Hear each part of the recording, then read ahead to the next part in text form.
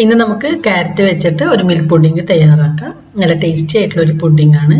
അപ്പം ഈ ഒരു മിൽക്ക് പുഡിംഗ് എങ്ങനെയാണ് തയ്യാറാക്കുന്നത് നോക്കാം. ഈ ഒരു പുഡിങ്ങിന് വേണ്ടിയിട്ട് ഞാനിവിടെ 3 ക്യാരറ്റാണ് എടുത്തിട്ടുള്ളത്. ഈ ഒരു ക്യാരറ്റ് ഒന്ന് തൊലി കളഞ്ഞെടുത്തിട്ടുണ്ട്. ഇനി ഈ ഒരു ക്യാരറ്റിനെ നമുക്ക് ഇതുപോലെ ചെറിയ കഷ്ണങ്ങളാക്കി കട്ട് ചെയ്തെടുക്കാം. ഇനി ഒരു ക്യാരറ്റ് ഒന്ന് വേവിച്ചെടുക്കണം. ഒരു പാൻ വെച്ച് ഈ കട്ട് ചെയ്ത ക്യാരറ്റ് ഇതിലേക്ക് ഇട്ട് കൊടുക്കാം. ഇതിലേക്ക് ചേർക്കുന്നത് അണ്ടിപ്പരിപ്പാണ്. ഞാനിവിടെ 15 അണ്ടിപ്പരിപ്പ് എടുത്തിട്ടുണ്ട്. ഈ ഒരു അണ്ടിപ്പരിപ്പ് ഇതിലേക്ക് ഇട്ട് കൊടുക്കാം.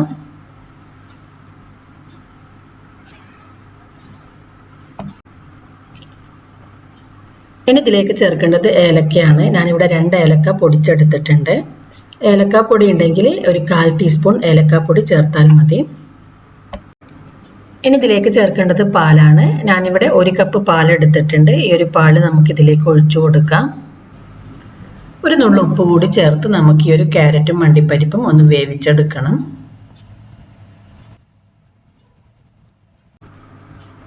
ഇപ്പം ക്യാരറ്റും അണ്ടിപ്പരിപ്പെല്ലാം നന്നായിട്ട് വെന്ത് വന്നിട്ടുണ്ട്. ഇനി ഫ്ലെയിം ഓഫ് ചെയ്യാം. ഇതിൻ്റെ ചൂടൊന്ന് പോയതിന് ശേഷം നമുക്കിതിനെ നന്നായിട്ട് അടിച്ചെടുക്കണം. അപ്പം ഞാനിവിടെ ക്യാരറ്റും അണ്ടിപ്പരിപ്പും പാലെല്ലാം ജാറിലേക്ക് ഇട്ടിട്ടുണ്ട്. ഇനി നമുക്കിതിനെ നന്നായിട്ട് അരച്ചെടുക്കാം. നല്ലൊരു സ്മൂത്ത് പേസ്റ്റ് ആക്കിയിട്ട് അരച്ചെടുക്കണം. അപ്പം ഞാനിവിടെ ഇത് നന്നായിട്ട് അരച്ചെടുത്തിട്ടുണ്ട്. അപ്പോൾ ഒട്ടും തന്നെ തരിയില്ലാത്ത വിധത്തിലാണ് ഞാനിത് അരച്ചെടുത്തിട്ടുള്ളത്. നമ്മുടെ ക്യാരറ്റും അണ്ടിപ്പരിപ്പും നന്നായിട്ട് വെന്തിട്ടുണ്ടെങ്കിൽ നമുക്കിത് നന്നായിട്ട് അരച്ചെടുക്കാൻ പറ്റും. ഇനി നമ്മൾ ഈ ഒരു പുഡിങ്ങിലേക്ക് ചേർക്കുന്നത് ജലാറ്റിൻ ആണ്. അപ്പോൾ നമുക്ക് ആദ്യം ഒന്ന് ജലാറ്റിൻ ഒന്ന് ചൂടുവെള്ളത്തിൽ കുതിർത്ത് വെക്കാം. 10 ഗ്രാം ജലാറ്റിനാണ് ഞാനിവിടെ എടുത്തിട്ടുള്ളത്. നിങ്ങൾക്ക് ഈ ഒരു ജലാറ്റിന് പകരം ചൈന ഗ്രാസ് ആണെങ്കിൽ ചൈന ഗ്രാസ് എടുക്കാം. പക്ഷേ എപ്പോഴും നമ്മൾ പുഡിങ് കുറച്ചൊരു ക്രീമി ആയിരിക്കുന്നതായിരിക്കും ടേസ്റ്റ് ഉണ്ടാകുക. ചൈന ഗ്രാസ് ചേർത്തിട്ടുണ്ടെങ്കിൽ കുറച്ച് കട്ടിയായിട്ടാണ് നമ്മുടെ പുഡിങ് ഉണ്ടാകുക. അതേസമയത്ത് ജലാറ്റിൻ ചേർത്ത് കഴിഞ്ഞാൽ കുറച്ചുകൂടി ക്രീമി ആയിരിക്കും. അപ്പം നിങ്ങളുടെ ഇഷ്ടാനുസരണം നിങ്ങൾക്ക് ജലാറ്റിനോ ചൈന ഗ്രാസോ എന്ത് വേണമെങ്കിലും ചേർത്ത് കൊടുക്കാം. ഞാനിവിടെ 10 ഗ്രാം ജലാറ്റിനാണ് ചേർക്കുന്നത്. ഇനി നമുക്കൊരു പാൻ വെച്ച് നമ്മൾ അരച്ച് വെച്ച ക്യാരറ്റിൻ്റെ മിക്സ് ഈ ഒരു പാനിലേക്ക് ഇട്ട് കൊടുക്കാം. ഇതിലേക്ക് ചേർക്കേണ്ടത് പാലാണ്. 1 കപ്പ് പാല് കൂടി നമുക്കിതിലേക്ക് ചേർത്ത് കൊടുക്കാം. മൊത്തത്തിൽ 2 കപ്പ് പാലാണ് നമ്മൾ എടുത്തിട്ടുള്ളത്. അതായത് 1/2 ലിറ്റർ പാലാണ് നമ്മൾ എടുത്തിട്ടുള്ളത്. ഇനി ഇതിലേക്ക് ചേർക്കുന്നത് കണ്ടൻസ്ഡ് മിൽക്കാണ്. ഞാനിവിടെ 1/4 കപ്പ് കണ്ടൻസ്ഡ് മിൽക്കാണ് എടുത്തിട്ടുള്ളത്. നിങ്ങൾക്ക് ഈ ഒരു കണ്ടൻസ്ഡ് മിൽക്കിന് പകരം പഞ്ചസാര വേണമെങ്കിൽ പഞ്ചസാര ചേർത്ത് കൊടുക്കുക. 1/2 കപ്പ് പഞ്ചസാരയാണ് ചേർക്കേണ്ടത്.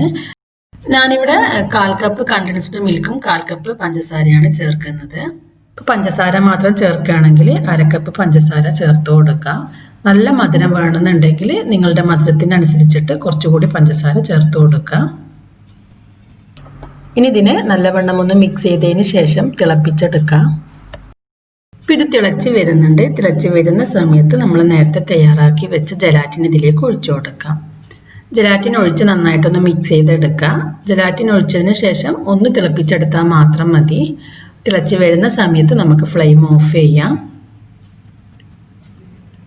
ഇനി ഇതിൻ്റെ ചൂടൊന്ന് കുറഞ്ഞതിന് ശേഷം നമ്മൾ എന്തിലാണോ പുഡിങ് സെറ്റ് ചെയ്യുന്നത് അതിലേക്ക് ഒഴിച്ചു കൊടുക്കാം. ഇനി നമുക്കിതിനെ നന്നായിട്ടൊന്ന് തണുപ്പിച്ചെടുക്കാം. അപ്പം ഞാനിവിടെ നമ്മുടെ പുഡിങ് നന്നായിട്ട് തണുപ്പിച്ചെടുത്തിട്ടുണ്ട്. നന്നായി സെറ്റായി വന്നിട്ടുണ്ട്. ഇനി ഒരു പുഡിങ്ങിനെ ഒരു പ്ലേറ്റിലേക്ക് മാറ്റാം. അപ്പം നല്ല ടേസ്റ്റിയും ക്രീമി ആയിട്ടുള്ള പുഡിങ്ങാണ്. നിങ്ങൾ തീർച്ചയായും ട്രൈ ചെയ്ത് നോക്കണം. നല്ല ടേസ്റ്റാണ്. നിങ്ങൾ ട്രൈ ചെയ്ത് നോക്കിയിട്ട് ഇതിൻ്റെ ഫീഡ്ബാക്ക് അറിയിക്കണം. ഈ ഒരു വീഡിയോ നിങ്ങൾക്ക് ഇഷ്ടമായെങ്കിൽ ലൈക്ക് ചെയ്യാനും ഷെയർ ചെയ്യാനൊന്നും മറക്കരുത്. നിങ്ങൾ ഇതുവരെ എൻ്റെ ചാനൽ സബ്സ്ക്രൈബ് ചെയ്തിട്ടില്ലെങ്കിൽ സബ്സ്ക്രൈബ് ചെയ്യാനും മറക്കരുത്.